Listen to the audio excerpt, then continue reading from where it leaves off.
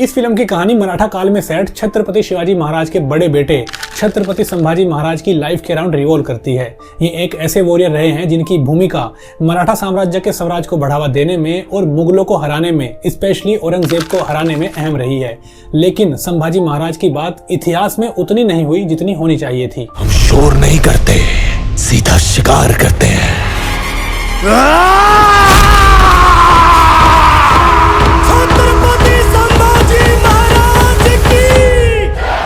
इस फिल्म में संभाजी महाराज की ताकत, वीरता और साहस को दिखाया गया है कि कैसे उन्होंने अपने शासनकाल के दौरान महाराष्ट्र के कई इलाकों को औरंगजेब से रिहा कराया और अपनी हर एक लड़ाई को अपने लोगों के साथ मिलकर हमेशा फ्रंट पर लड़े। और जब उनके पास मौका था अपनी जान बचाने का, तब भी वो डरकर भागे नहीं, बल्कि शेर की तरह डटकर मुगलों का सामना किया और अपने धर्म, साम्राज्य और देश के लिए मुगलों की आंखों में आंखें डालकर अपनी जान गंवाई।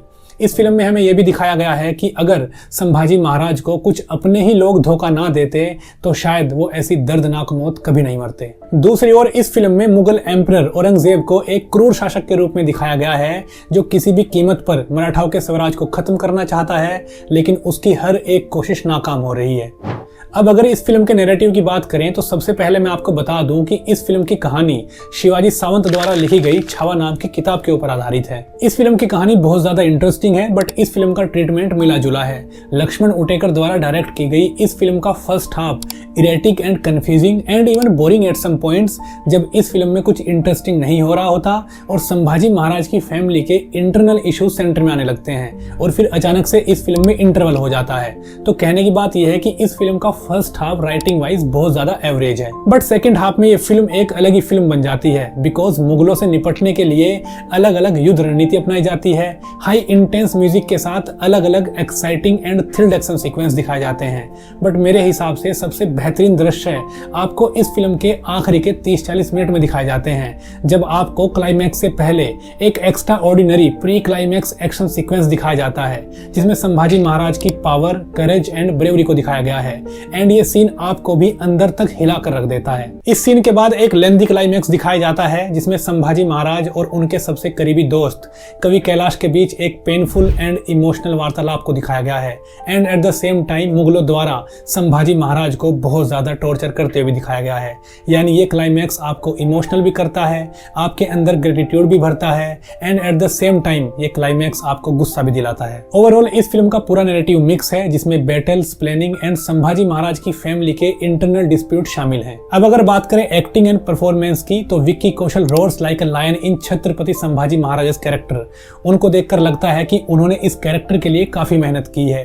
विक्की कौशल ने इस कैरेक्टर को ठीक उसी तरह से निभाया है जैसे हम एक योद्धा के बारे में हमेशा से पढ़ते और सुनते आए हैं। इस कैरेक्टर में विक्की कौशल की screen presence and dialogue delivery बहुत ज्यादा पावरफुल है, बट बिकॉज इस पूरी फिल्म की टोन को ही लाउड रखा गया है, तो Vicky Kaushal most of the scenes को बहुत लाउड तरीके से परफॉर्म करते हैं, just like a lion.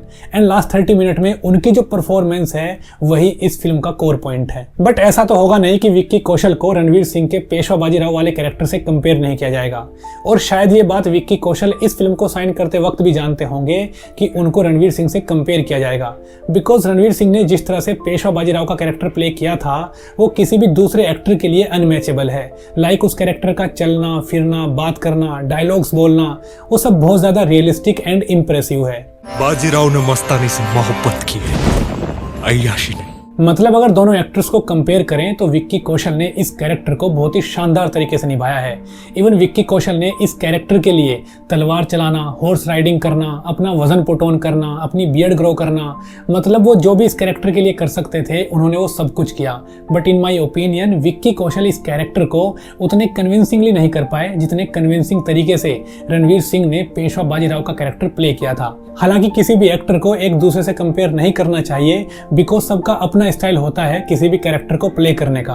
But मेरे हिसाब से अगर विक्की कौशल अपनी चाल ढाल और अगर बोलने का तरीका थोड़ा और सही कर लेते तो वो इस कैरेक्टर में और भी शानदार लगते। लेकिन फिर भी मैं उनको 5 आउट ऑफ 5 दूंगा इस फिल्म में उनकी एक्टिंग के लिए। दूसरे नंबर पर आते हैं इस फिल्म के मेन विलन अक्षय खन्ना, जिन्होंने इस फिल्म में क्रूर औरंगजेब का कैरेक्टर प्ले किया है। तो सबसे पहले तो उस आदमी के लिए तालियां जिसने भी अक्षय खन्ना को औरंगजेब के कैरेक्टर में इमेजिन किया एंड कास्ट किया, because he is a brilliant actor. और मुझे तो वो पर्सनली बहुत ज़्यादा पसंद है। और इस कैरेक्टर के लिए भी अक्षय खन्ना ने काफ़ी मेहनत की है एंड अपने कैरेक्टर पर शुरू से लेकर एंड तक स्ट्रॉन्ग ग्रिप बनाए रखी। बट राइटिंग प्रोस्पेक्ट से उनका character over the time weak होता गया। एंड सेकंड थिंग, उनका कैरेक्टर इस फिल्म में उतना ज़्यादा लिखा भी नहीं गया कि वो अपने रोल में ज़्यादा कुछ कर पाते, but truly he was awesome in this character. तीसरा जो मुझे सबसे इंटरेस्टिंग कैरेक्टर लगा इस फिल्म का, वो है कवि कैलाश का कैरेक्टर, जिसको विनीत सिंह ने निभाया है। सबसे पहली बात तो यह है कि विनीत सिंह बहुत ही कमाल के एक्टर हैं, बट उनको कभी भी अच्छा काम नहीं मिला। लेकिन मुझे उम्मीद है कि इस फिल्म के बाद उनको अच्छे रोल्स मिलेंगे।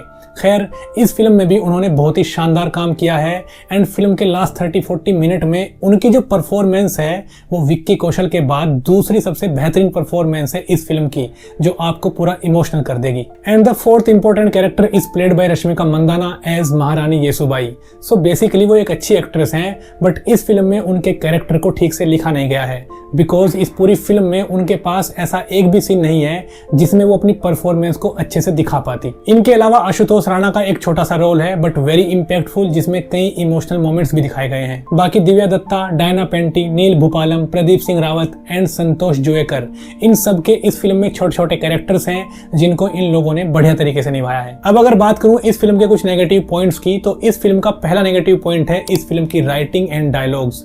राइटिंग इसलिए बिकॉज इस फिल्म में बैटल्स तो बहुत सारी हैं, बट किसी भी कैरेक्टर की human side and character establishment completely missing है इस फिल्म से। स्पेशली विक्की कौशल के कैरेक्टर को तो बिल्कुल भी एस्टेब्लिश नहीं किया गया इस फिल्म में। जैसे ये फिल्म शुरू होती है बस बैटल्स ही बैटल्स होने लगती हैं, जबकि अगर हम बाजीराव मस्तानी की बात करें तो बैटल्स तो वहां पर भी होती हैं, बट उस कैरेक्टर की एक ह्यूमन साइड एंड एक इमोशनल साइड को भी दिखाया गया है कि कैसे वो कैरेक्टर सोचता है, कैसे चीज़ों की प्लानिंग करता है एंड कैसे अपनी पर्सनल लाइफ से टैकल करता है। इन सब चीज़ों को उस फिल्म में बहुत अच्छे से एस्टेब्लिश किया गया था। जीते की चाल, बाज की नजर और बाजीराव की तलवार पर संदेह नहीं करते। बट ये सारी चीजें इस फिल्म से मिस आउट हैं। Second thing, dialogues. इस फिल्म में एक भी एक्टर का, इवन विक्की कौशल का भी एक भी डायलॉग ऐसा नहीं है जो मेमोरेबल हो, बिकॉज ऐसा नहीं है कि इस फिल्म की कहानी में अच्छे डायलॉग्स का स्कोप नहीं था। इनफैक्ट इस फिल्म में कई ऐसे मोमेंट्स हैं जहां पर अच्छे एंड पावरफुल डायलॉग्स की बहुत ज्यादा जरूरत थी, बट ये चीज भी इस फिल्म से मिस आउट है। Number 2, screen play and editing. इस फिल्म का स्क्रीन प्ले कई जगहों पर बहुत ही डल, फास्ट एंड अनइंटरेस्टिंग है, स्पेशली इन फर्स्ट हाफ। हम कब एक सीन से दूसरे सीन पर जंप कर जाते हैं ये हमको पता ही नहीं चलता। इसमें एडिटर की भी मिस्टेक है, बिकॉज कई सीन्स को इमेच्योरली बहुत ही फास्ट जंप कट के साथ एडिट किया गया है, जो एक सीन को दूसरे सीन पर अचानक से शिफ्ट कर देता है। नंबर 3, रश्मिका मंदाना की मिसकास्टिंग।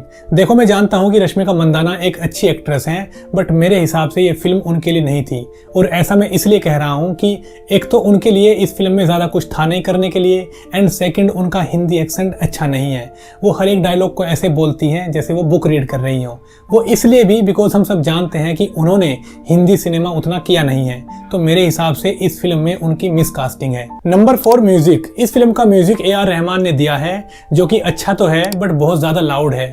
मतलब एक नॉर्मल सीन में भी बैकग्राउंड म्यूजिक बहुत ज्यादा लाउड सुनाई देता है, जो कई बार सीन की फील खत्म कर देता है।